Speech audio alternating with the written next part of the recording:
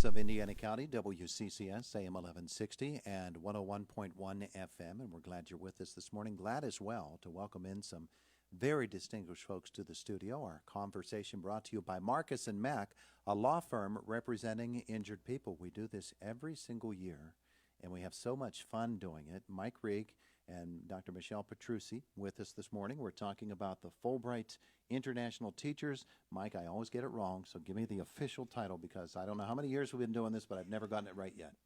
It's the Fulbright Distinguished Awards and Teaching Program. See? Thought, Michele, there was just no way I was going to do that right. I also forget.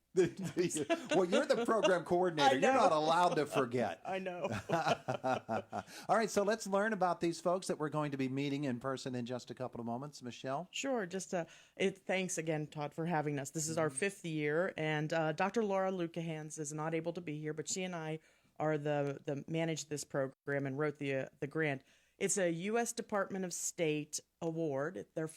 They funded this program, and it's awarded through IREX, which is a nonprofit organization. And 3 universities in the United States were selected: IUP, Arizona State, and Syracuse University. Mm-hmm.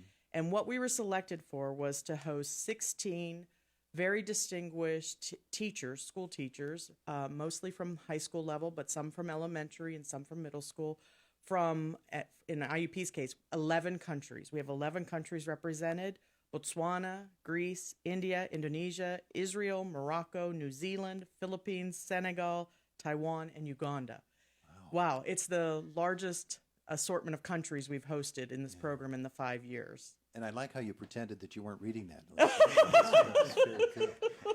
I didn't want to miss anybody. I didn't want to get into trouble. Yeah. Yeah, Okay. so they're fantastic. Yeah. 10 English teachers and 2 math, 3 science, and 1 history. Wow. And they have probably 8 to 30 years of teaching experience, lots of high academic credentials, and the impact they play on IUP, the Indiana community, it's amazing. Yeah. So I don't want to talk too much.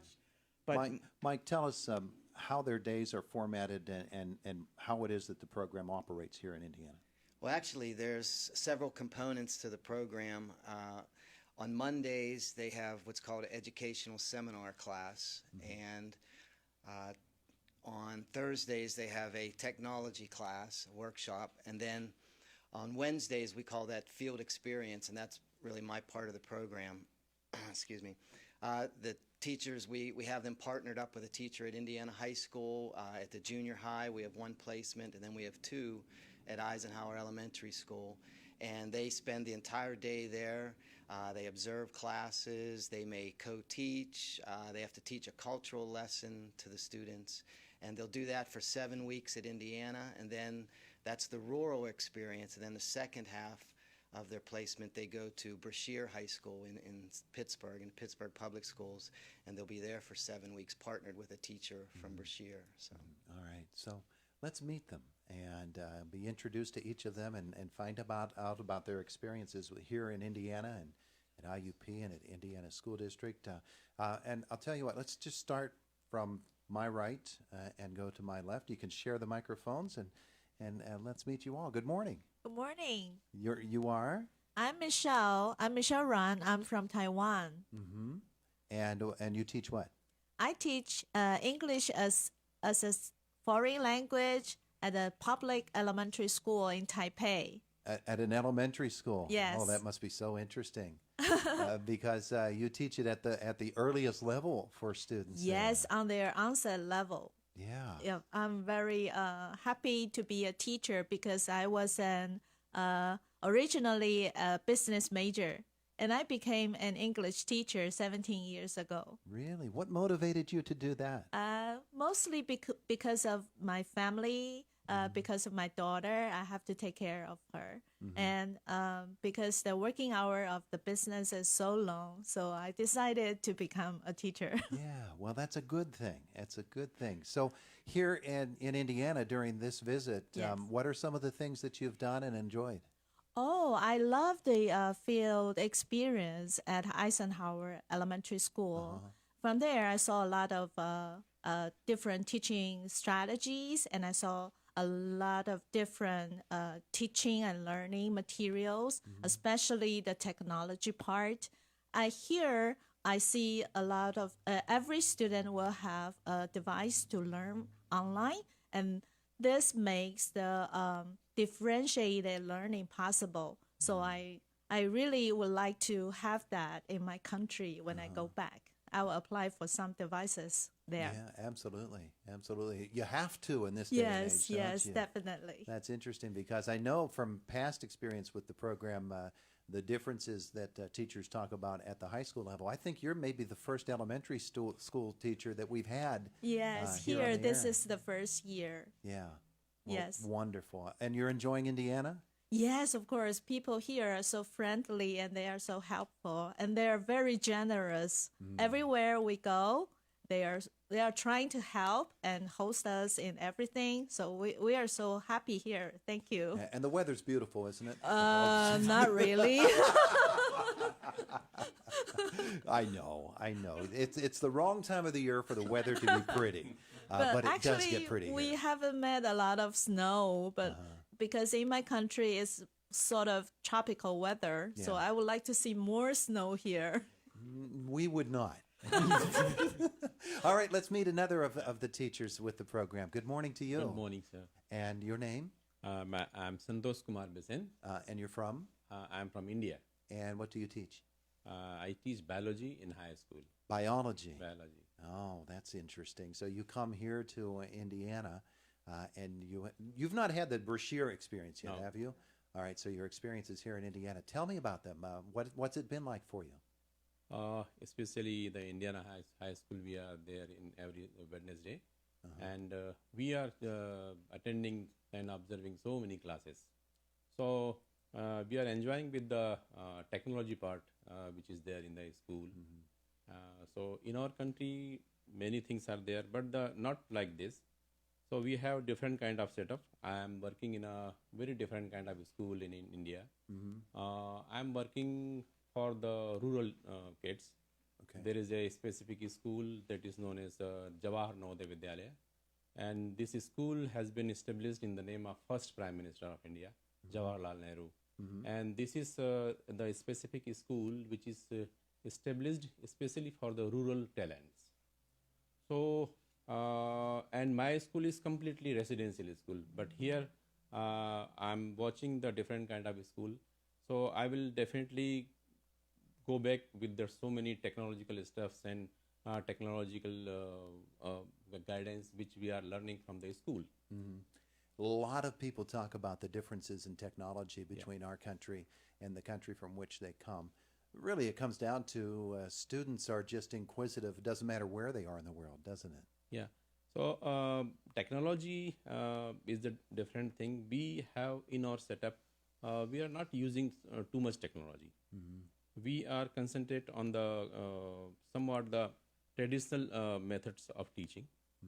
But now slowly we are just incorporating the technology in the traditional methods. Suddenly we are not going to escape the traditional and the conventional method of teaching, but we are just incorporating tools and techniques of technology in the teaching learning. And again, the climate here is just like it is in India, correct? No, it's like first time ever in my life I am watching the snow. Yeah, you're not So, watching. You're not yeah. watching a lot of it. This is not a typical winter around here. But it was very difficult for just to go out in the this amount of snow. Yeah. So this is the snow which is first time ever in my life. I heard that the snow is there in the somewhere in one state is there in India, that is Kashmir, which is almost likewise this Indiana. Yeah. But I belongs from the almost middle part of the India. So there is no snow, No snow. there at almost all. tropical climate. Yeah.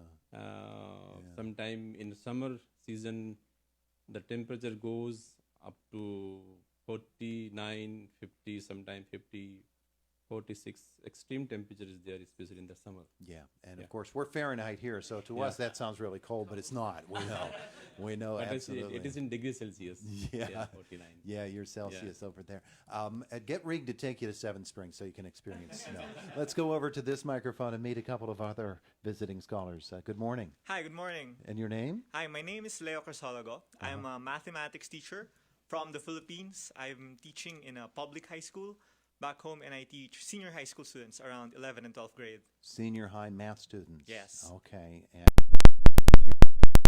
we focused mainly on the teaching experiences at Indiana High, and I want to ask you about some of those things. But I want to talk about at IUP, some of the things you're doing there as well. Oh, okay. So in IUP, they gave us a seminar to teach, to help us, because they're requiring us to do a project as part of our output in this program. And they're giving us seminar classes to help us direct the topics, to help us narrow down the topics. And I'm finding it very helpful because the teachers in IUP, they're really great. They have a lot of good techniques that they're sharing with us. I think I'm learning a lot. I think all of us are learning a lot. So, yeah, it's been great. One of the interesting things to me is learning from international scholars and teachers such as you is, you know, in some countries, the teaching profession is a very formal thing. And in other countries, it's not. It's quite relaxed and informal. At IUP, compare that experience to a university experience that you've had previously. I think if I compare this to what I've had before, this is very informal and yet it's very effective. Oh, yeah. Because I think the teachers here are very approachable. The way they handle their classes, they sort of make a good connection with the students, and it's not they don't put a lot of distance like in I guess in Asian countries where the hierarchy is more pronounced. Yeah. So I find it very relaxed and it's good for learning. That's good to know. Good to know. I'm running out of time here, and so I apologize No for problem. that, but we do need to meet one more teacher here this morning. And I see by your tag you're from New Zealand.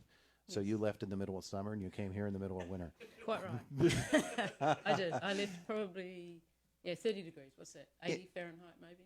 Introduce yourself. Yeah, Michele Ballard from New Zealand, and I teach senior chemistry and science, and I'm also deputy principal of our high school. Oh, okay. So from the administrative level, you bring some experience as Yes. well. And that's an interesting topic when you think about the way that schools are run and the operations on a day-to-day basis. Is it much different than it is here than it is in New Zealand? From my experience, yes, it is. So I've been fortunate enough to, while I've been at the school visit, meet with the assistant superintendent. So I've kind of looked at systems as well as going into the classrooms. And just the fact that in New Zealand every school is autonomous. We don't have school districts. That's quite a different way of each school being governed by itself.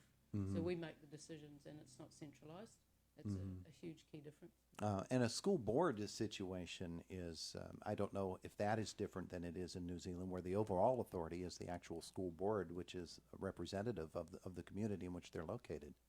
Yes, we've been fortunate enough to attend a board meeting last week, and we have exactly the same, except every school has a board of governors, not an actual region. Oh, okay. So it seemed to me they have the same function. Yeah. So Governance. in the classroom, what are some of the things that you notice that stand out for you? Well, for me, smaller class sizes at high school.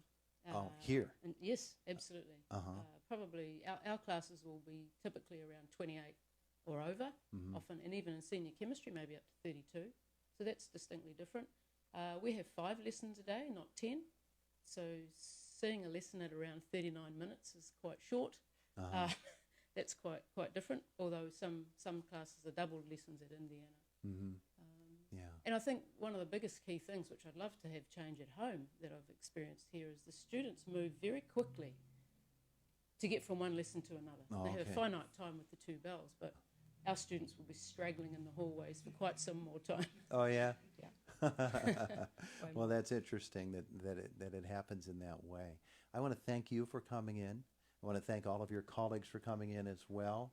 Michele and Mike, thank you so much. Thank you. Thank you. Thanks for the experience. We went right up to the marker. It's the voice of Indiana County, WCCS AM 1160 and 101.1 FM.